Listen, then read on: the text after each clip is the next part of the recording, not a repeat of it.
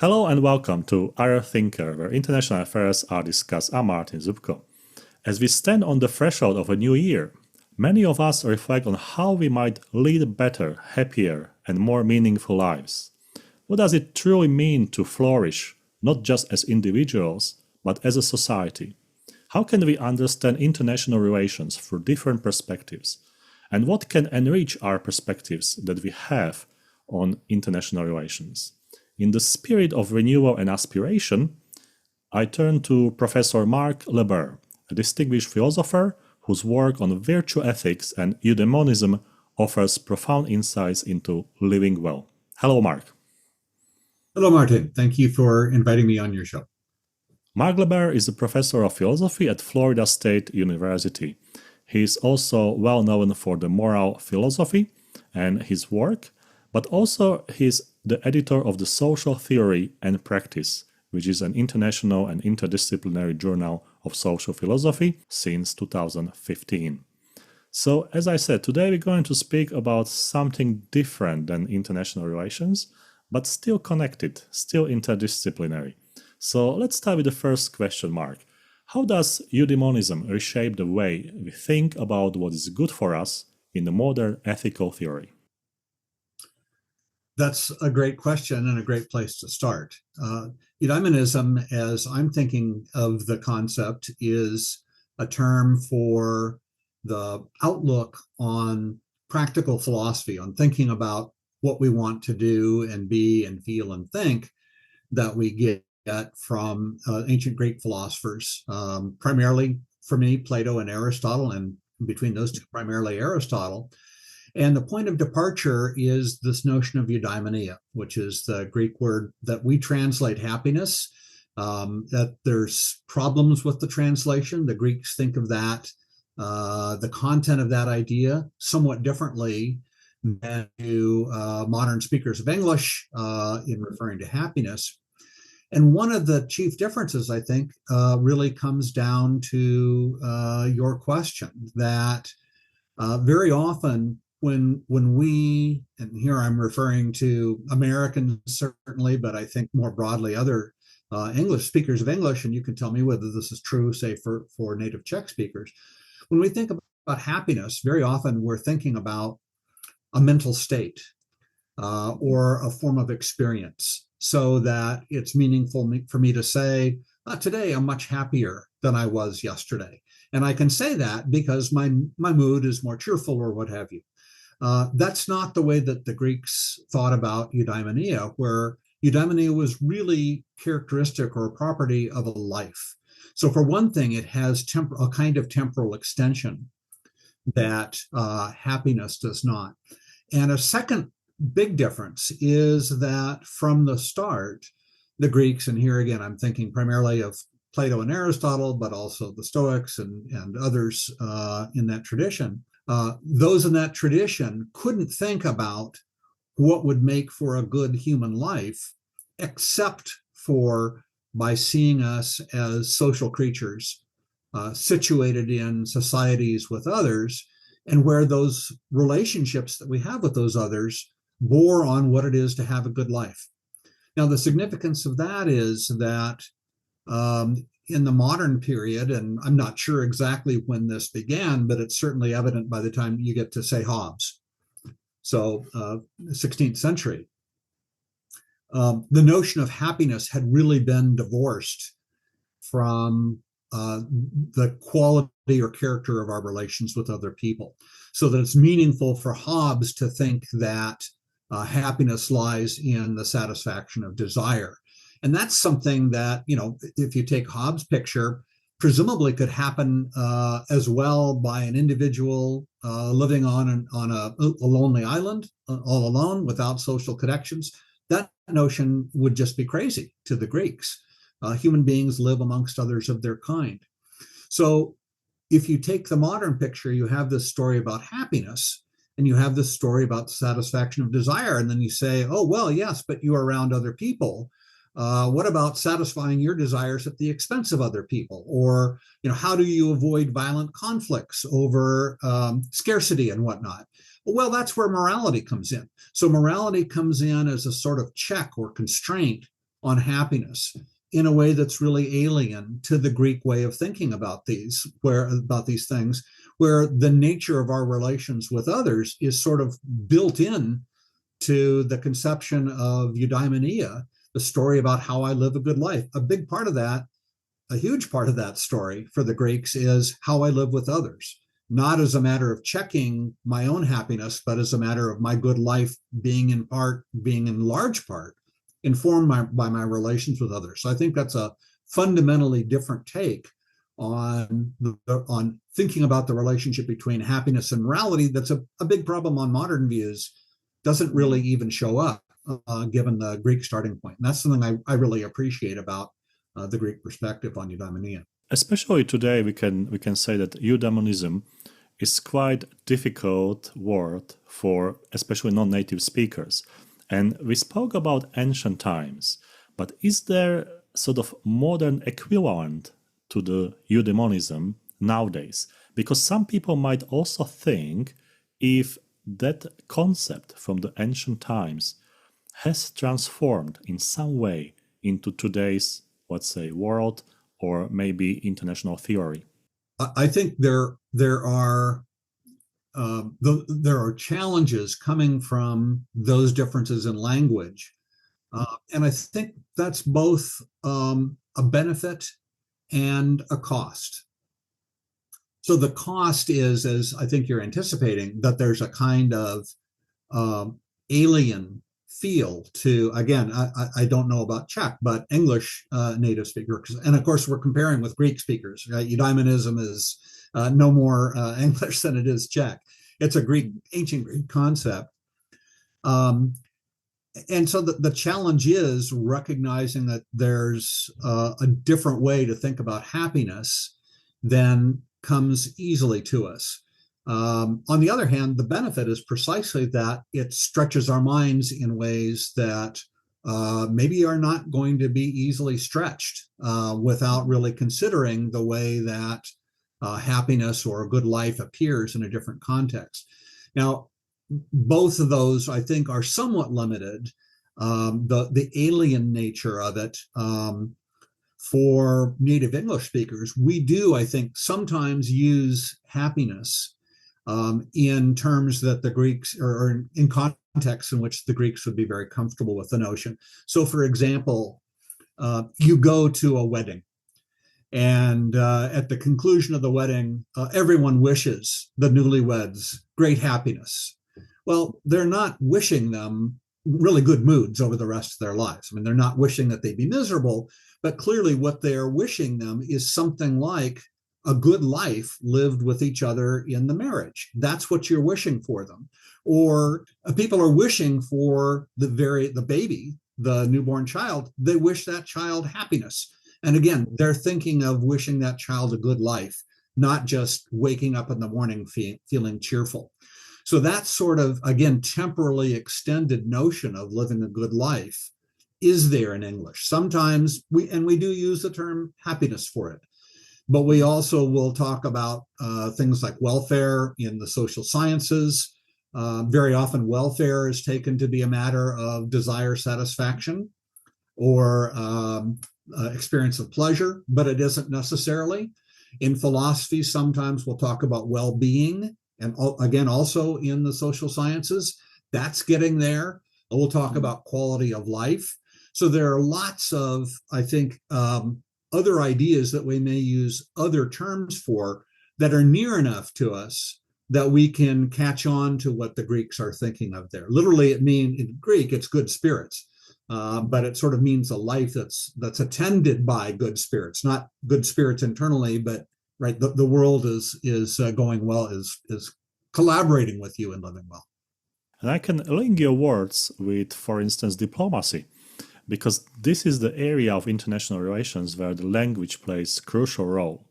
For instance, as you said, some people might say, I'm happy with the result. Some people might say, I'm satisfied. And suddenly you're not 100% sure, but if you are satisfied, are you completely happy or totally happy or slightly happy or just happy? And this goes on and on. So therefore, that sort of language, the role of language is crucial, I think, in both philosophy and international relations. Yeah, That's my 5 cents to this. No, I think that's right, and especially in negotiating contexts in which we're trying to read and understand each other and find ways to have mutual interests advanced and so forth. Yes, absolutely. I have another question, Mark. What makes practical rationality central to living well, and how does eudaimonism challenge rule-based ethics? But before you go to answer, can you please explain us what does rule-based ethics mean? So yeah, there's really two questions there. One is the role of practical rationality, and then the other would be something like the role of rules. So there are some moral theories, and maybe this is the predominant model in ethical theories, in which living ethically or living morally involves identifying some kinds of moral principles. Don't steal, don't lie, don't murder, don't cheat. Maybe the 10 Commandments would be sort of a paradigm case of rules to live by. And so the first task is identify that core set of rules. And then the second task is abide by them, right? And or you might also have a rule-based theory that says promote the greatest happiness. That's utilitarianism. And that's a sort of rule-based theory. So in a sense, I'll explain the way that I think of eudaimonism or a virtue-based eudaimonism that I take to be generally the approach that Plato and Aristotle are advocating. And for my own part, I'll speak in my own voice, but I take myself to be advancing pretty much a version of Aristotle's ethical account. In that account, rules don't really play that kind of role. So it does make sense to think about starting with practical reason, because the Aristotelian picture, when we reflect on these things, as I understand it, really starts with thinking about ourselves and thinking about the kind of being we are.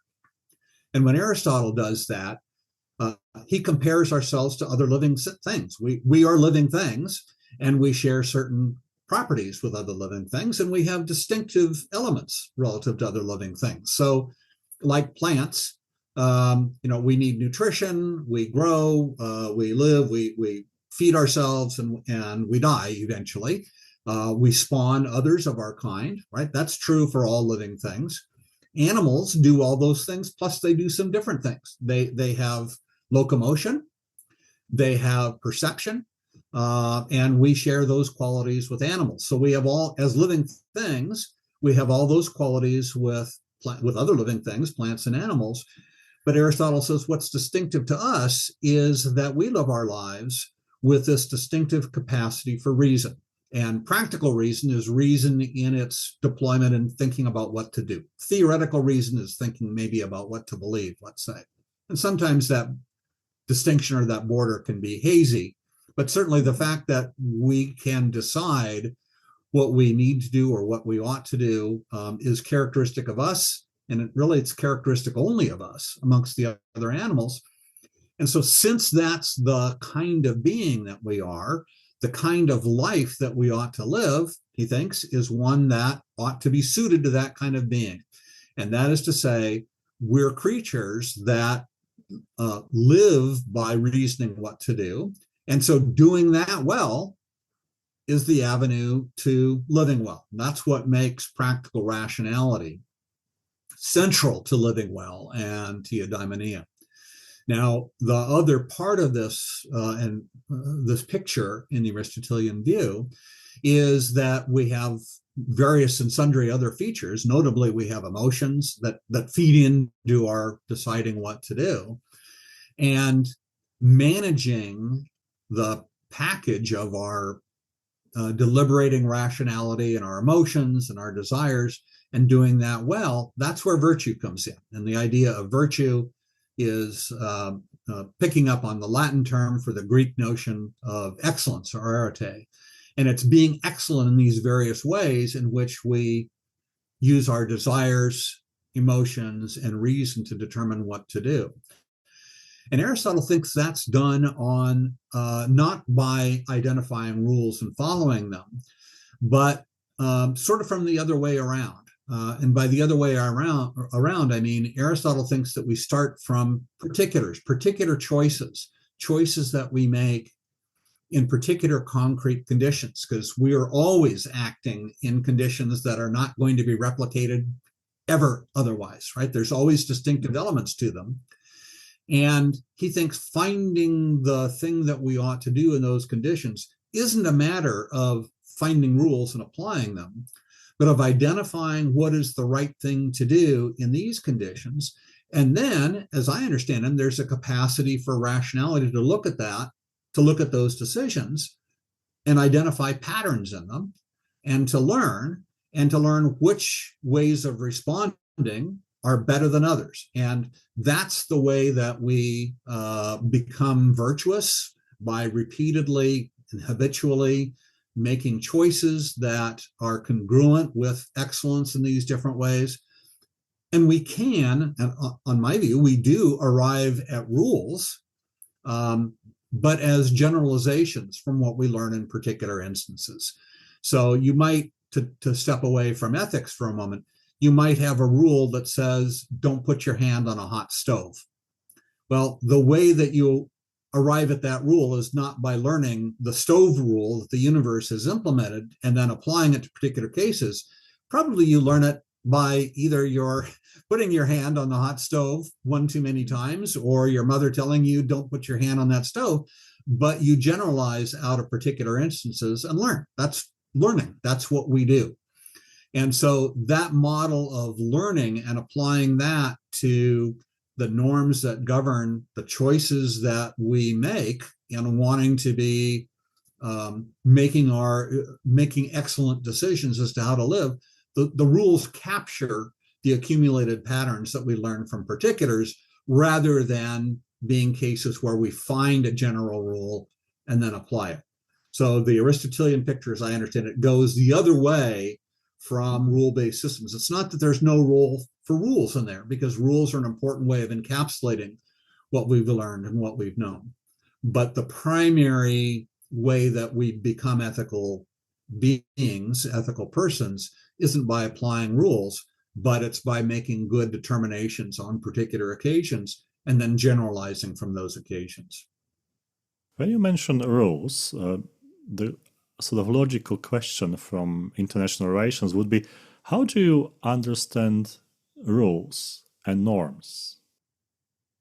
That's a great question. That goes way beyond eudaimonism. I think of rules, I mean, in different contexts, those terms, which can be synonymous, apply differently. I think of all of them as patterns.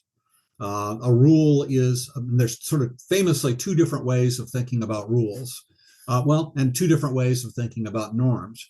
Maybe it's clearest to start with norms. One way of thinking about norms is in a sort of descriptive way. So imagine for a moment an intersection in which traffic is going through, governed by traffic lights. And imagine that there are some investigators from Mars who have set out to study Earth and its residents. And they come down, and we don't notice them, but they're observing us. And they see these intersections. And very clearly, very soon, it becomes clear to them that there's a certain pattern, right? That when the traffic light turns red, the cars stop. And when it turns green, they move again. And this goes on in all directions, and it's a fairly standard thing. So the Martians say, aha, we can identify this rule. Cars stop when the light is red. Cars go when the light is green. Now, at that point, they don't know whether it's the red light that's making cars stop or the green light that make cars go. They just notice there's pattern. Red, cars stop, green, cars go. From the perspective of being a driver, it's very different, right? You are conducting yourself as a driver, governed by that same norm. But here it's not a pattern that you're observing. It's a pattern that you're establishing. What you're doing as a driver is conducting yourself in such a way that when you see the red light, you bring your car to a stop. When you see the green light, you go. So from the standpoint of first personal agency, where it's you that's choosing what to do, that norm looks and feels different. It's prescriptive to you, where it's descriptive to the Martian observer. Does that way of characterizing the distinction make sense? And that holds true, I think. That distinction is fundamental. I don't think you can reduce either of those two perspectives on norms to the other. But we inhabit both perspectives. We clearly can observe and explain and try to track patterns that each other or other beings or heavenly bodies are obeying. As agents, we can think about those norms as governing what we do. I see the red light, I need to put on the brakes. And I think the same is true of rules. Rules can function both ways. We can look at a rule as being a general precept. We can also look at it as something that says, "Oh man, I really would like to have that bicycle, but I must not steal." Right? So I can see it as guiding my conduct in that way. Patterns, I think, work the same way. So there's this sort of two-faced way in which rules and patterns and norms can work. And they figure, I think, in both ways in the sort of virtue story about rules that I was describing earlier. It's both that we can see patterns in what other people do, and we can recognize the prescriptive limits of rules in various ways that can inform what we ought to do on particular occasions. So I think both dimensions are important in understanding any of those. I don't know if that's helpful in framing how I see those as related. The next question would be about moral relativism, which is very interesting context, because also in international relations we always use that relatively or something is relative, and that sort of force us to better understand like what does it mean. But in your work is basically dealing with moral relativism, and you argue against it by using ancient virtue ethics. So how does it work? Great question. The notion of moral relativism for philosophers, I think, is quite vexed, and it may be more vexed than it is in other contexts, precisely because it means different things to different people. There is a certain sort of simple-minded moral relativism that I don't think any philosophers find very plausible. And that is that we can sort of make up what's true for that it can be right for me. I can just decide it's right for me to steal. So stealing may be wrong for you, but it might be right for me. That kind of relativism doesn't make very much sense as individuals. It has broader appeal as a matter of cultures, but even there it runs into problems, and I think most philosophers are skeptical about it. But there's a challenge in just saying, yeah, relativism is bad or wrong, because in some ways, plainly relativism is right. Suppose that you and I are both standing by a swimming pool in which all of a sudden we observe that there's someone in the water who's in trouble. They're thrashing around. They're maybe in danger of drowning. I can't swim, but you can. What's right for us to do may be very different, right? If I jump in, the chances are really good that there's going to be two of us that drown. Whereas if you jump in, the chances are very good that not only are you going to survive, but you're going to be able to rescue them. And so it makes sense to say, well, it's right for you to jump in the water to save the thrashing swimmer. It's wrong for me to jump in the water to try to save.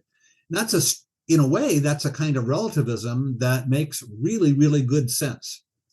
So how do we distinguish the ways in which moral relativism makes sense from the ways in which we don't? And I think that's a very difficult question that probably doesn't get as much attention as it deserves.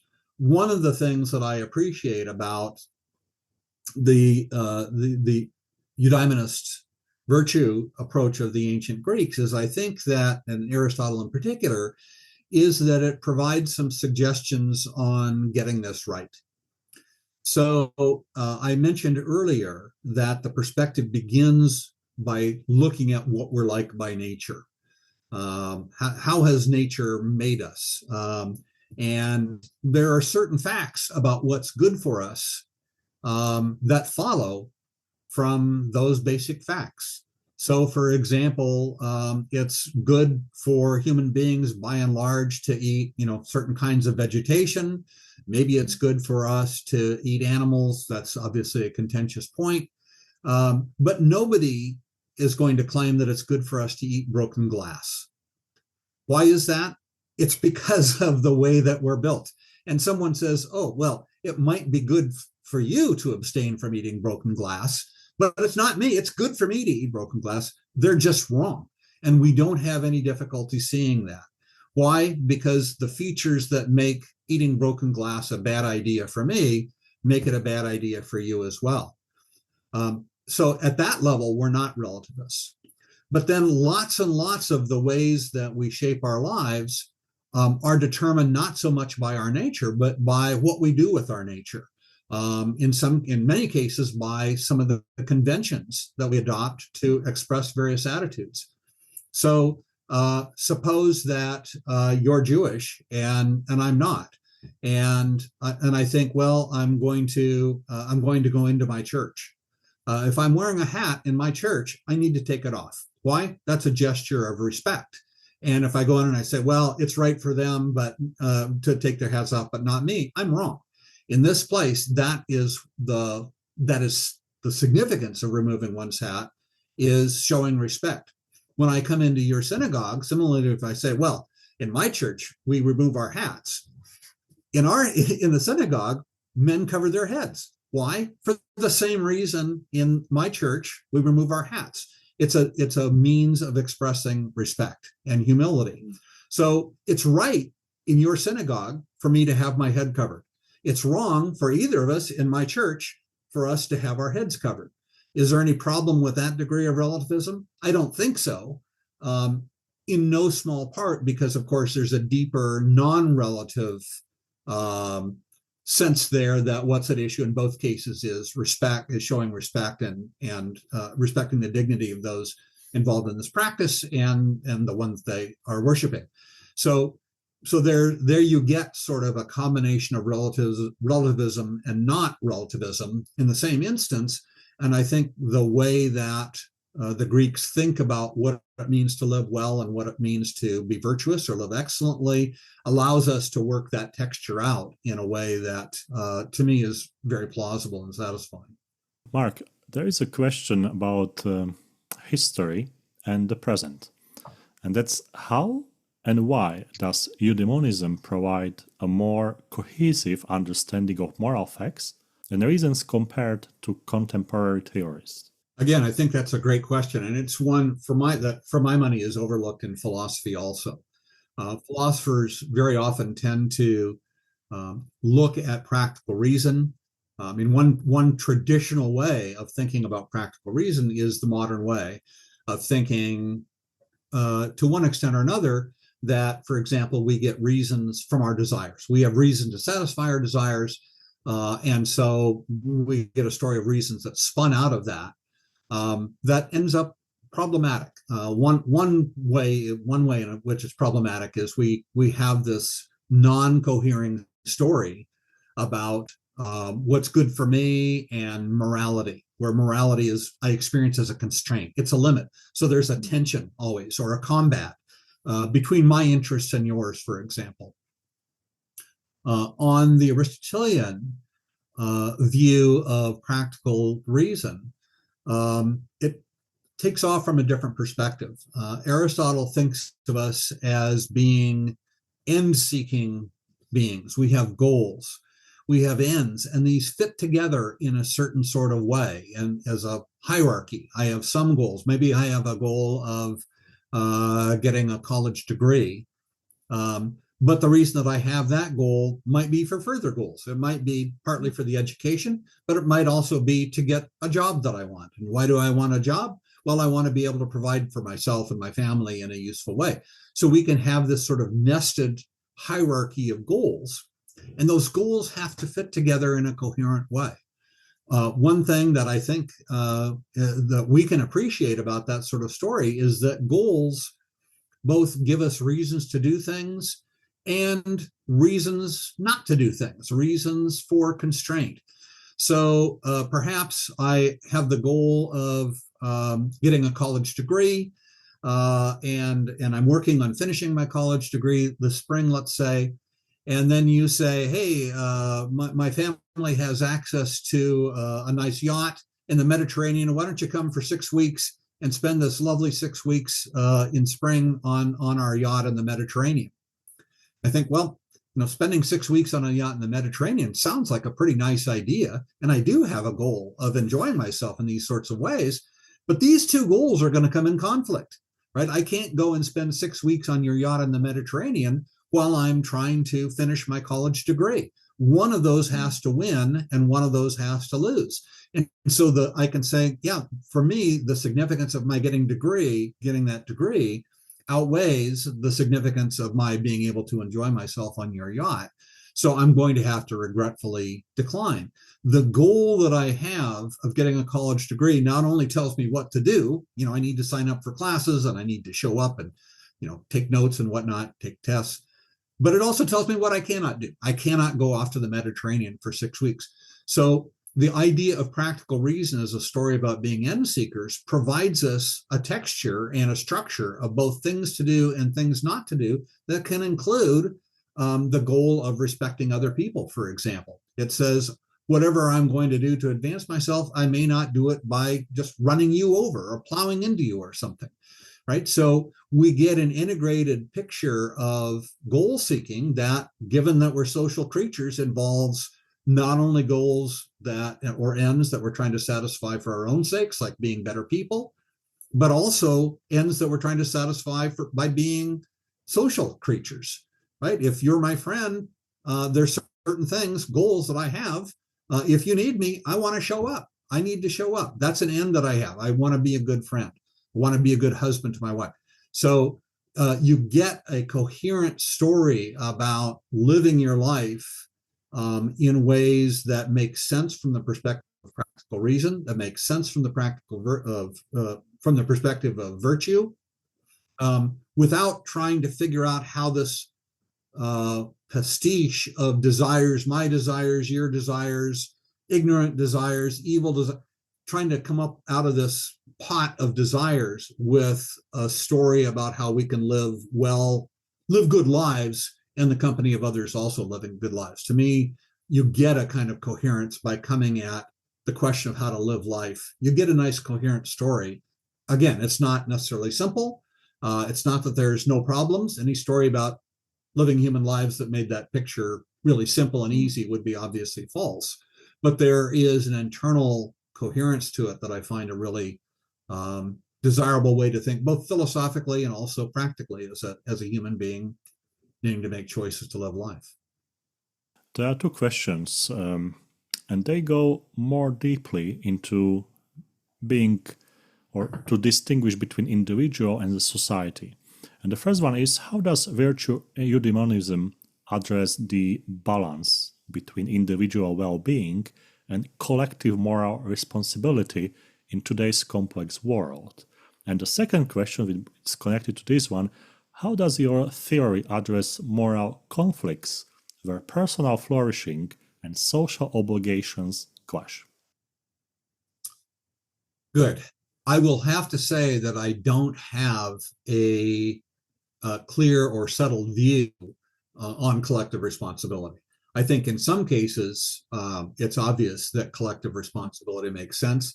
In other cases, it's more dubious. And I think what we need to understand the difference between those cases is a fleshed out account of the nature of social norms and the norms that govern our collaboration with others. And I don't have any kind of settled and complete theory there.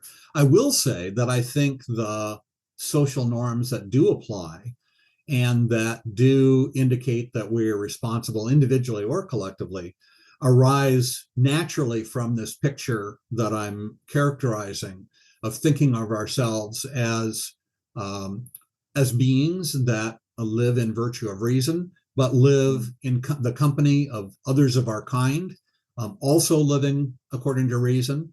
The social component, both of respect for others and of the kinds of benefits that affiliation and friendship and love for others bring about, yields lots and lots of forms of association and collaboration and cooperation that are all norm governed in complex ways.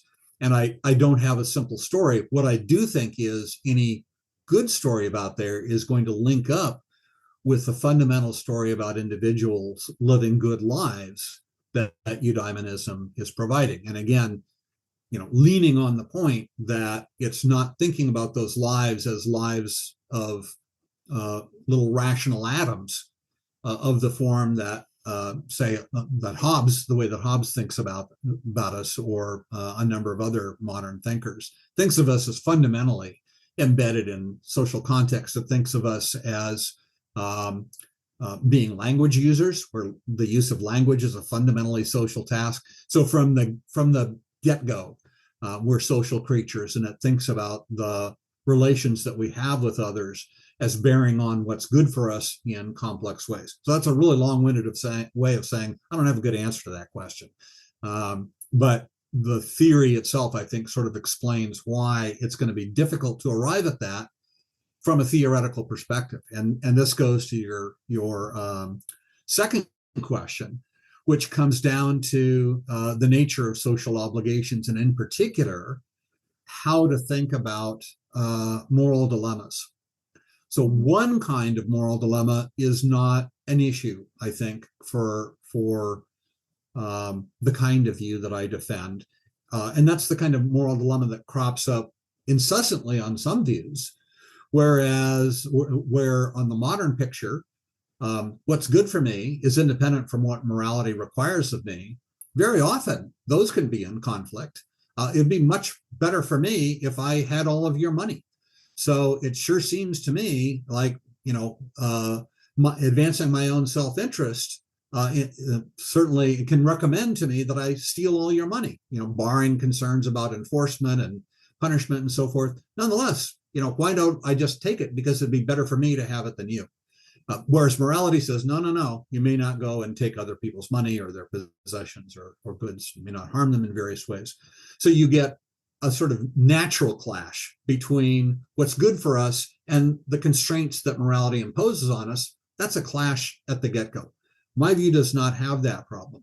But on the other hand, the world is unruly, and there are cases in which the kinds of reasons that I have to act upon, even as a virtuous agent, can come into conflict. But again, so to go back to a rule-based theory, if you have a theory of rules, you might have a rule that specifies or explains how to arbitrate those kinds of conflicts. One advantage or disadvantage of the approach that I defend is you don't have rules playing that kind of role. You're looking at particular cases and trying to understand what's appropriate in particular cases, in part by understanding the patterns of what has been wise or virtuous to do on past occasions, in part by appreciating what's new about this occasion. And these cases in which you're going to have conflicts are cases that probably have to be decided on a case-by-case basis. And what we hope then is to be able, through reflection, to think about why that might be, why it is that I might think that the right way to resolve this conflict is this way, and is that way of understanding what's at stake here and the kinds of priorities that my choices and actions express, is that defensible? Is that defensible in other cases that share similar traits or similar properties? So, and this is where generalizing from particular cases to rules makes sense. I want to be able to capture what I think explains the rightness or the appropriateness of the particular choices that I'm making. I want that to be able to be expressed in rules that can hold generally. And that can be a challenge. And if I make a choice and you come back and this doesn't fit at all with the way that you recommended we handle this other case last week, yeah, that potentially is a way of showing me that I made a mistake here, or made a mistake last week, or at any rate that more reflection to try to think about is there some other way to proceed here that would have made sense of some different way of handling these cases? So there's not a general solution, in part because it's not a rule-based theory. It does take seriously the roles of rules as regulating the kind of understanding that we can and should seek to have of what we're doing. But it's going to say in general, yeah, we need to arrive at those rules mostly by working from individual cases, going back and forth and thinking about rules that we can make sense of occasions. How might they apply here? How might they be limited in ways that we need to take into account here, and so on. And it's really difficult to give a sort of rule-based characterization of what that process is, other than working sort of from both ends. Let's put another layer to our talk, and that's the moral autonomy. How do you see it? And maybe you can briefly describe its functions or its functioning within the broader context of that social and collective obligations. Well, obviously a lot goes into how you think of autonomy. And there are those who think of autonomy, probably not too many philosophers think of it like this, but sometimes in a popular usage, it means, hey, I'm autonomous only if I'm the only one who gets to tell me what to do. And you have no say whatsoever, and any attempts that you make in order to constrain or direct the choices that I make infringes on my autonomy. That's not a very plausible view of autonomy, because that pretty much comes with the implication that autonomous people are not going to be able to live together. They're going to be in conflict all the time. The big source for thinking about autonomy, at least for philosophers, I think, is Kant. Kant thinks of autonomy in a very different way. He thinks of autonomy as being a matter of living by the rules that you impose on yourself. And that's not an entirely alien way to think about autonomy. It's one that I think that actually Aristotelian, eudaimonist, virtue theorists can take on board. And in fact, some years ago, I published a paper on that called Eudaimonist Autonomy, in which I was defending the notion of autonomy that I think comes very congenially to the kind of perspective I'm advocating. If we begin by thinking about ourselves as having the goal of living well, and we recognize that living well for us is, to a great degree, a matter of living via the exercise of practical reason, and we can think, okay, well, what reasons do we have? It is certainly appropriate to think of autonomy as being a matter of the considerations of acting on the considerations that I take to be reasons. But thinking of autonomy in that way, that's sort of a formal way of putting it, is entirely compatible with there being a wide range of considerations that I think of as giving me reasons. So the fact that I'm thinking of doing something that would be harmful to you, that's a consideration that I can think, actually, that's a reason that I have not to act in that way. The fact that that I see it to be a reason that governs my conduct is what makes it autonomous. Whereas on a story that really divorces happiness or well-being and morality, well, that's going to turn out to be a moral constraint on my doing what I want to do. And that constraint is being imposed on me from the outside. And therefore, in Kant's terms, it's heteronymous rather than autonomous. So a great deal, I think, goes into how we construe autonomy. But I think there is a natural way of thinking about autonomy in which autonomy really matters for the wise and virtuous agent seeking to live an autonomous life, because the reasons that one recognizes and responds to are ones that we want to see as emerging from ourselves, and seeing ourselves as emerging in part through the choices that we make. And that's a process that makes us into the kinds of people who see and appreciate those reasons. And that's a form of autonomy. And I think a very attractive form of autonomy. I think that in especially international relations, for instance, we can see that sometimes our leaders are using this moral autonomy for their purposes, sort of separating themselves from the society, which I think that if we have that interdisciplinary perspective, was the reason for this. So that's quite deep question for the maybe for the next discussion. Let's turn to AI. And we have interesting connection now between the ancient concept of eudaimonism and AI. What do you think about insights of solving ethical problems posed by those new technologies? Can we use eudaimonism as an instrument for this? My answer is I don't know. Put it this way, I have not seen that AI now is capable of, it's not ever, I think, going to tell us how to live good lives. But I'm very skeptical about either limiting expectations on what AI may one day be able to do, but also about thinking that it can substitute for the work of judgment in what to do in particular cases. One thing that I think, one way that I imagine that AI as it develops might be really helpful is that I've characterized the work of judgment, of practical judgment, of how to act, as being a matter of judgment and determination in particular cases, what to do here. Now, given that this case, with all its specifics and all its concrete details, has never occurred to before, it's not going to occur again. I have before me the task of deciding what to do. That's inescapable. And then of potentially being called upon either by myself or by others to justify the determination that I've made, and then wanting to call on general principles which can be applied to other cases, in which I'm hoping to extract from my understanding of the reasons that I had to act.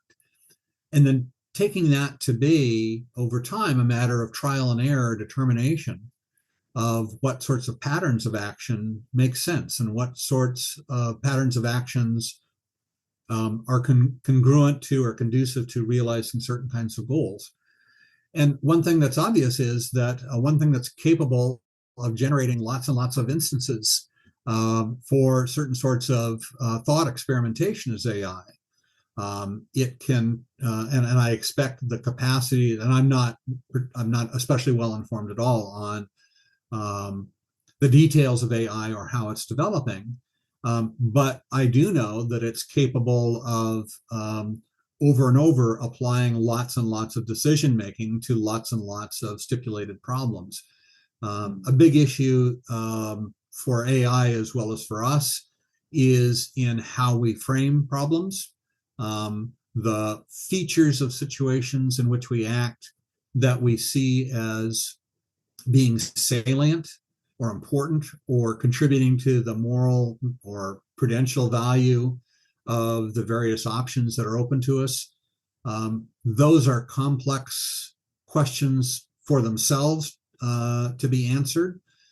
We answer, this is one dimension of the sort of Aristotelian account that I really find attractive, that our emotional systems, our affective systems, are systems by which we register and filter lots of these elements of salience in our situations, but those are also trainable in us. This is the famous Aristotelian story about habit, that our habits shape our emotions and train our emotions. So we're engaged in a process of training our attention and appreciating salience and significance in our environment all the time.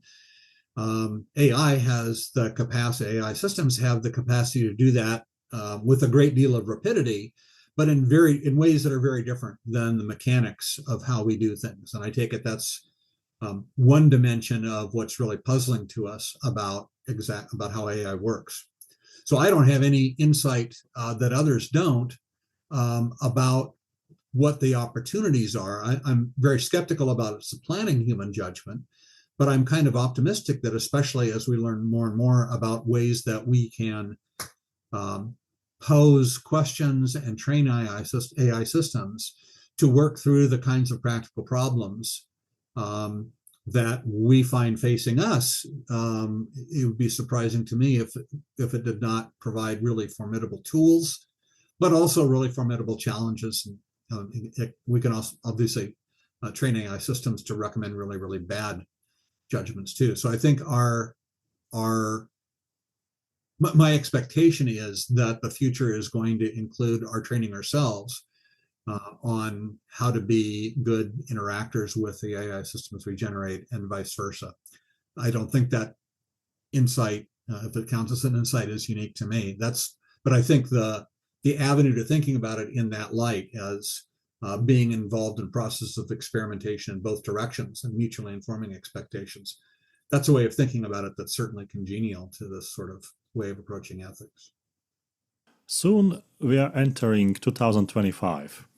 And we are basically entering the world which is more polarized, which deals with sort of multipolarity, different political and international concept of order and norms, rules, and everything. So how can virtue eudaimonism help bridge that political and ethical divide? The kind of eudaimonism that I endorse, Aristotle is less the great model there than the Stoics. The Stoics were famous for their cosmopolitanism. That is, thinking about people as citizens of the cosmos, right? So not even necessarily limited to Earth, although that's not necessarily that, people living or being rational beings living on other planets isn't the point. But the point is that all of us share a common feature of being rational. Now, that's a feature that Aristotle has as well, but Aristotle doesn't do with it quite what the Stoics do. I think there's a natural sort of blending there to say that there's a recognition in other people of what's really important, which is seeing them as being like us in terms of being social animals that govern their lives by reason, and seeing others in that way as informing the kinds of ends that I ought to seek. A large part of my recent work has been on thinking about a virtue of justice in this kind of framework. And I think that virtue of justice involves respect for others and respect for the kinds of obligations and reasons that we have just in virtue of others' natures. And that's cosmopolitan. That applies across national lines, linguistic lines, religious lines. In short, it applies across all of these lines that are used for constituting the kinds of barriers that allow for polarized us versus them kind of thinking. Those lines do matter for lots of reasons. It does matter that we affiliate with people of our own language, our own faith, our own value constellations. Those are really good things for lots of reasons. And for example, there are things that I can appreciate and value and promote in being an American that wouldn't make sense for you being Czech to try to pursue. And that's fine. But it doesn't go to the point of either of us denying that we're alike in the sense of being human beings with this kind of fundamental shared nature that gives us a basis for thinking about constraints on how we are on the ends that we're going to pursue that interfere with others in ways that are really not productive.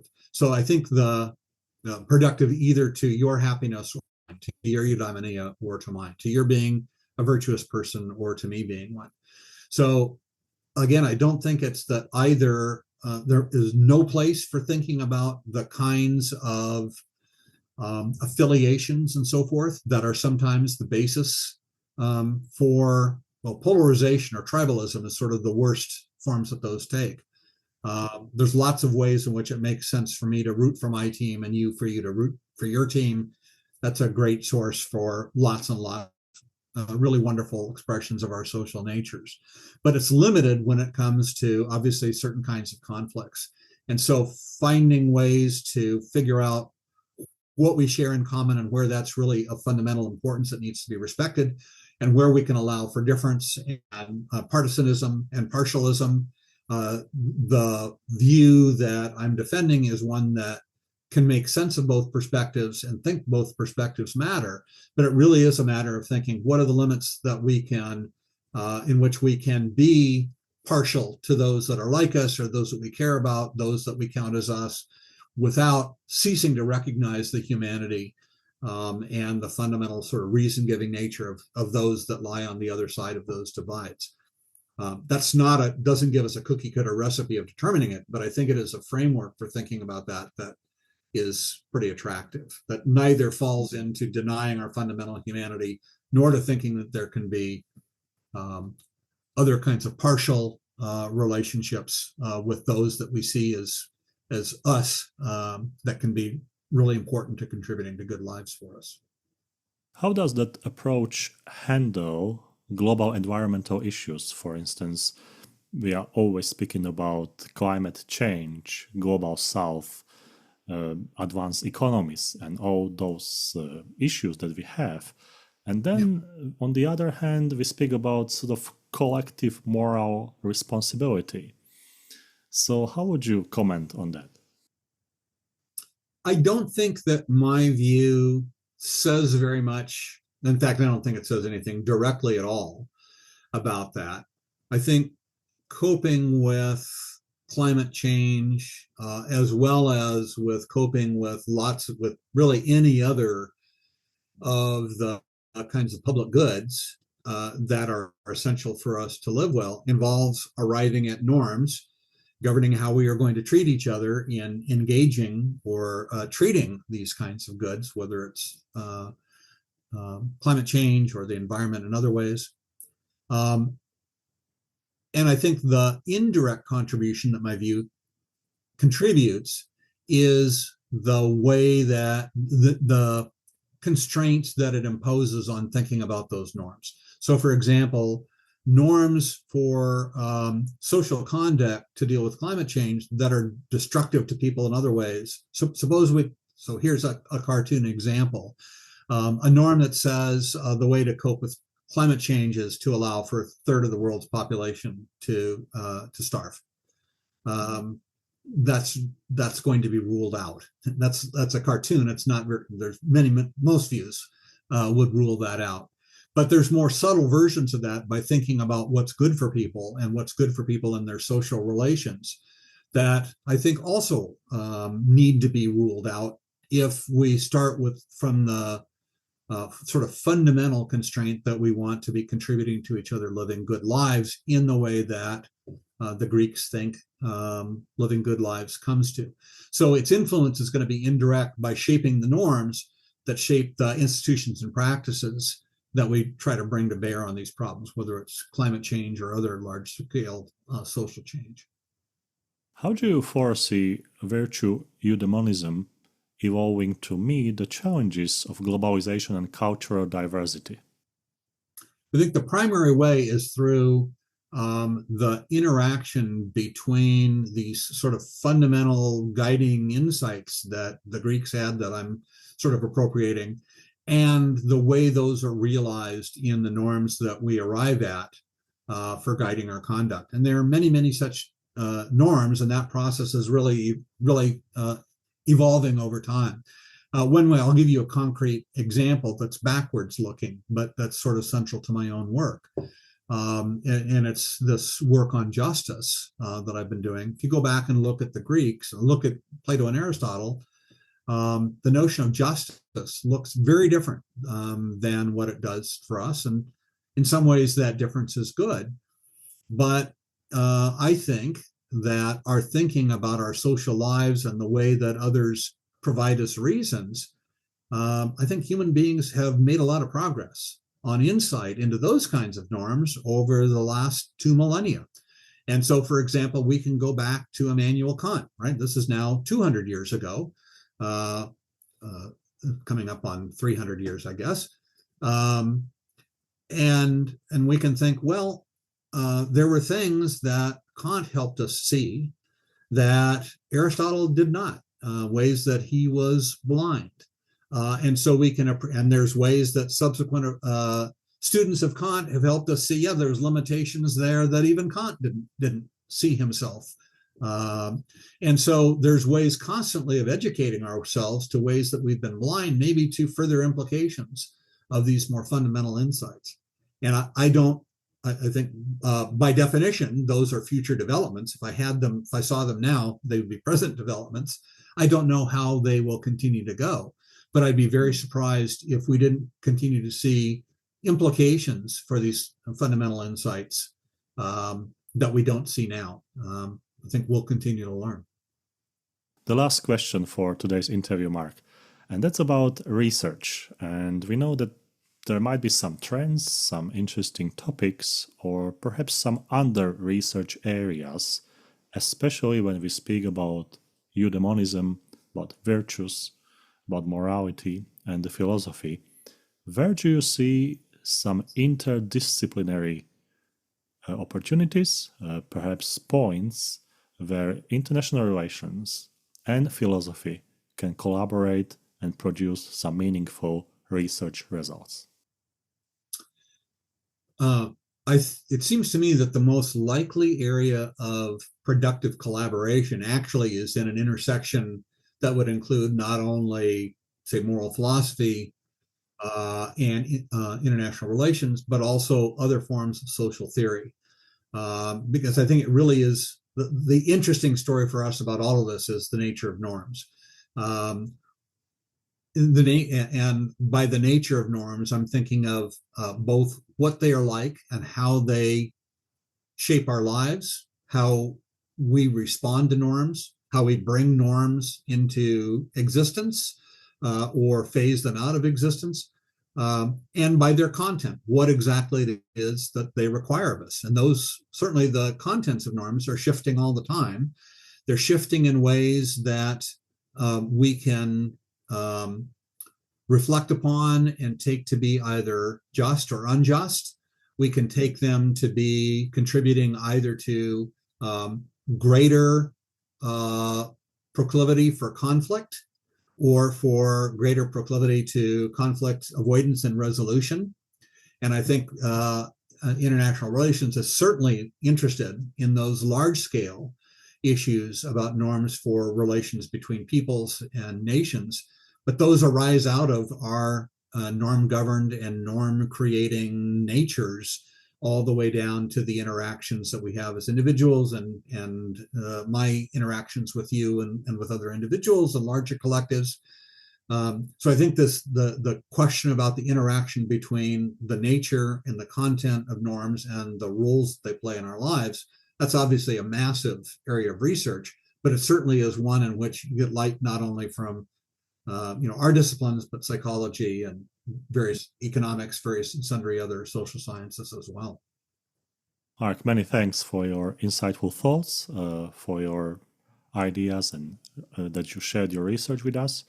And I think this is something that we might repeat in the future, to have that interdisciplinary debate, because I see a big potential. I see a huge potential in connecting with philosophers, with going or having the ancient text in front of us. And also there is that notion of knowing more, of having desire to know more. And sometimes we think that we know. Sometimes we think that we are experts in our field. Then you are questioned by someone from a different area or different discipline. And suddenly you think like, but I don't have the answers. And why I don't have the answers? So that's that interdisciplinary contribution that I like. And I'm very thankful for your participation and for being on IR Thinker. I appreciate your interest and the challenges, and I'm honored to be here. Thank you.